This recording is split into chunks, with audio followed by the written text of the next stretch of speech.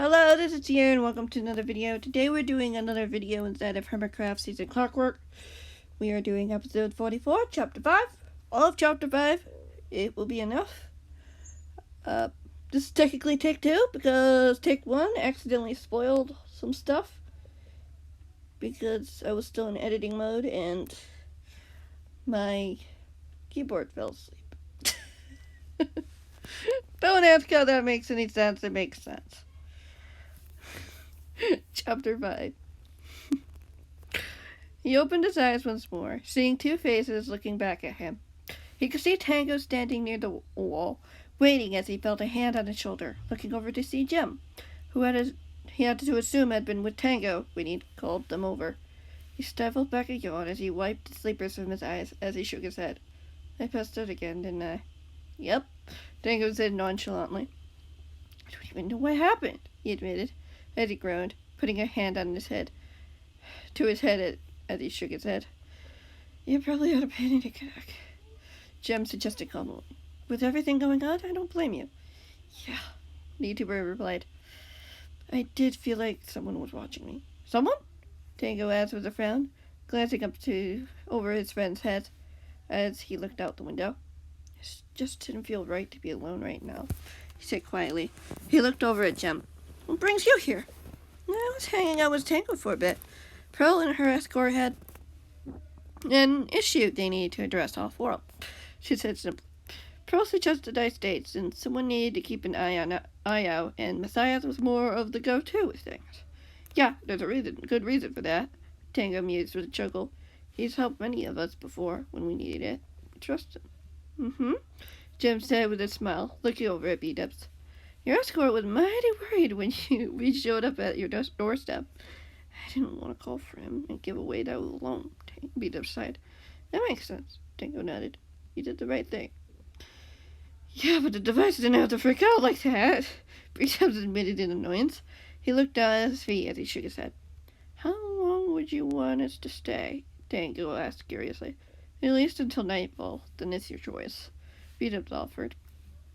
We should really set up something to call for help that isn't just redstone dependent. Like maybe a hidden water stream, Jim pondered thoughtfully. That'd be handy, Tango agreed. Or a railway to get back and forth. Peter smiled as he leaned back against the couch. You don't need to do that just for me. We want to make sure you have another way in case the communicator fails, Tango said. Plus, you could use the route as a way of escape if you wanted to. We could even use part of the tunnel we already have. Yeah, Jem said excitedly.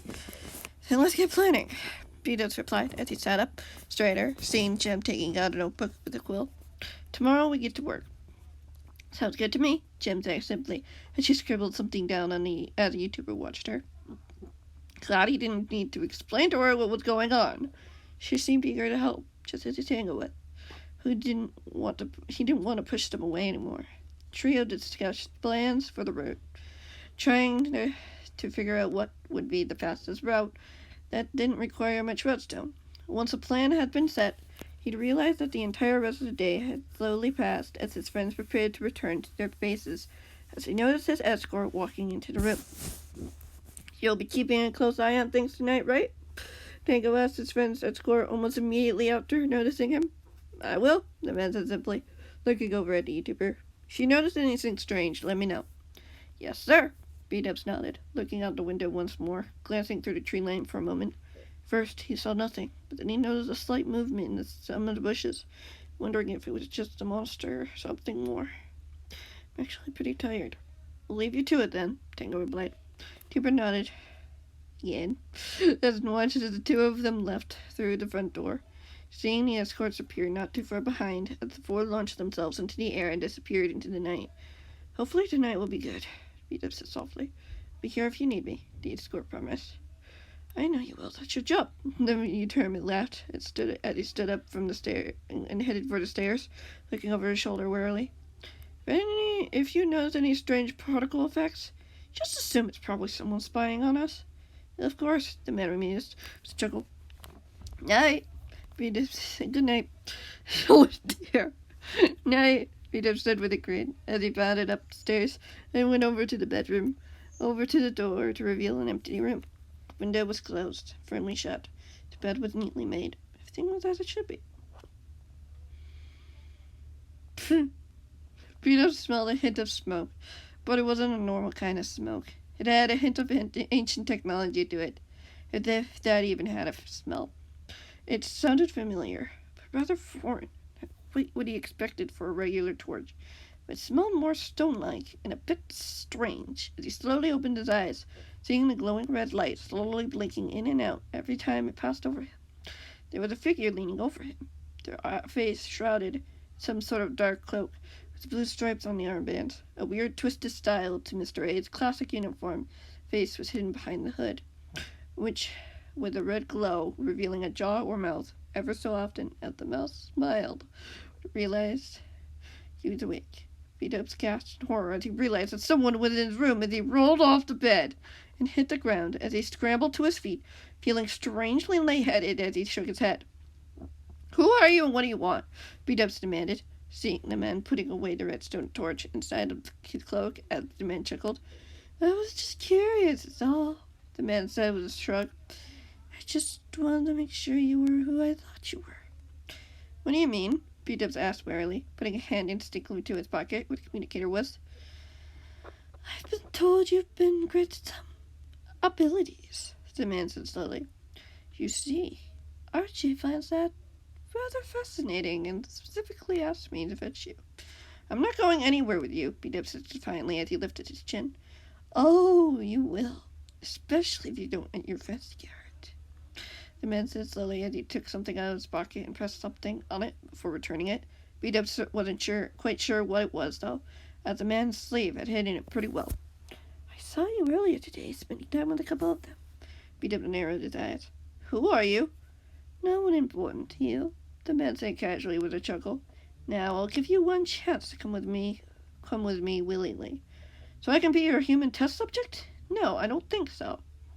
Bdubs snapped as he pulled out an ender pearl, wondering if he could toss it over the man's head and escape. "No, you wouldn't be my test subject, YouTuber," the man chuckled. It's a very complicated story. I'd love to tell you sometime when you have more time to chat." "I'm not going with you, and you're not going to hurt my friends," he said firmly. "There can be only one option to that," the man said slowly, as the YouTuber watched him take a step closer. Excuse me. This is redundant. "You can't possibly save everyone. You and I both know that very well." The Bdubs swallowed as he looked down at the pearl reluctantly, looking straight back up when he heard the man pull something out of his pocket. He caught a glint of metal in the man's hand. "You're not going to hurt me, are you?" "Well, I will if I have to," the man warned as he narrowed his eyes. "You have to catch me first," Bdubs replied matter-of-factly, as he threw the ender pearl over the man's head as it shattered right by the door, as he teleported, opening it and charging out of the room and into the hallway, screaming out for his escort. He could hear the man not too far behind, as he saw his escort peering from downstairs, as the lights flickered dramatically, as the man charged towards him, passing him as he told him to keep running and get out. Bdubs didn't have much of a choice as he arrived to the stairs and glanced back, eyes wide as he saw his attacker attack his escort with the weapon. Looking away as he didn't want to see what would happen, as he bolted down the stairs, grabbing his communicator, which was going crazy as he pressed the distress signal, as he heard glass shattering from behind him as he yelled again, pocketing the device, without knowing for sure if anyone got the signal, as he ran to the hidden tunnel in the corner of the hall, between the main room and the kitchen, as he heard the main man approaching him, hearing the kitchen appliances going mad in the background. My nose is being weird. "There's no point in running, YouTuber," the man warned, and Bdubs opened the trapdoor as the man grabbed him by the hair, as he yelped in pain, elbowing the man in the stomach as he gasped as the Bdubs leapt down the tunnel and began to run, not wanting to look back, not wanting to see if the man was still trying to pursue him. The lights in the hallway seemed to blind his vision as they flashed on and off, not giving him any relief.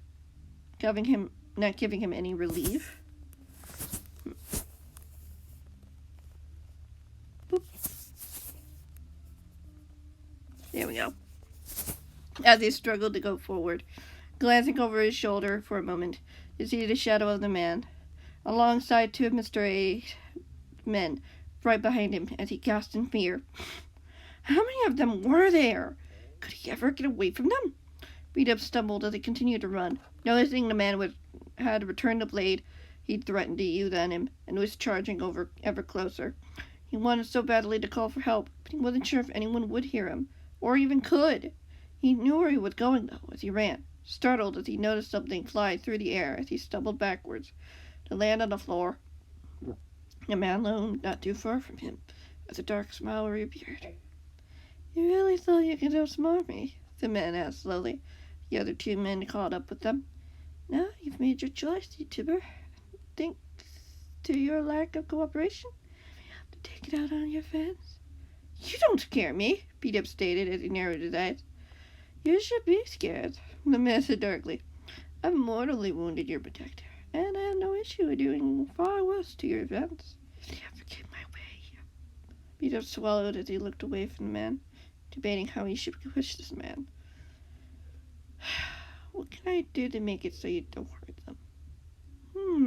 The man said thoughtfully as he smiled. I can't promise that I won't hurt them, but I can promise a little mercy if Mr. H is to see them suffer. It's not enough, Bdubs replied firmly. If you have me, you have leave my friend alone. Still, the man asked, raising an eyebrow. Can't you see? Bdubs pointed out, the light still flashing above them, as he shook his head. You should know better than to trust my word for it. You should know better than to trust mine? The man mused, and Bdubs pulled out another pearl as the man's smile faded. Do it, and I'll see to it that someone gets hurt tonight. Someone already did, Bdubs pointed out as he threw the pearl over the man's head. As he got to his feet, the two guards lunging at him before he teleported behind the group as he groaned in pain, feeling dizzy as he began to run from the men, his legs feeling like lead as he pressed forward. I mean, that would make sense in one context, but not in this context. You'll regret this, the man sneered behind as something smashed behind him, gasped, falling to his knees as he felt his limbs give out as he fell to the floor. Bdubs! A faint voice shouted from ahead. He looked up to see someone running towards him. He skipped a beat when he saw the figure before it filled with dread. No! Get out of here, please! Bdubs cried as he heard the distant laughter of the man behind him. His pursuer was catching up with him. The glass shattered all around him as his friend caught up to him. He could hear commotion from behind, but he felt too weak to move his head to look. You don't look so good, Tango told him quietly as he leaned down to check him over. Please, Bdubs insisted, looking at his friend's red eyes. We're getting you out of here, Tango said matter-of-factly, as he stood up and pulled something out of his pocket as he consumed it, picking up his friend off the ground as the YouTuber protested. Please. He'll hurt you, Bdubs whimpered. He's got to catch me first, Tango said with a wink, as Bdubs felt the world grow fuzzy and dark as dark spots appeared in his vision. Tango's expression turned to concern as he added, hang in there, Bubbles. It's going to be okay.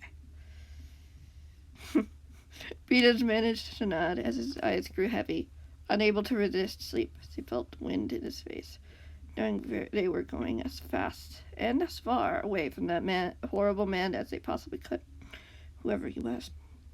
Clearly he was in cahoots with Mr. A's brother, RJ, wanted him for some reason. Whatever it was, he knew it couldn't be good. That didn't matter, though, even those thoughts faded into the abyss as he entered a peaceful slumber.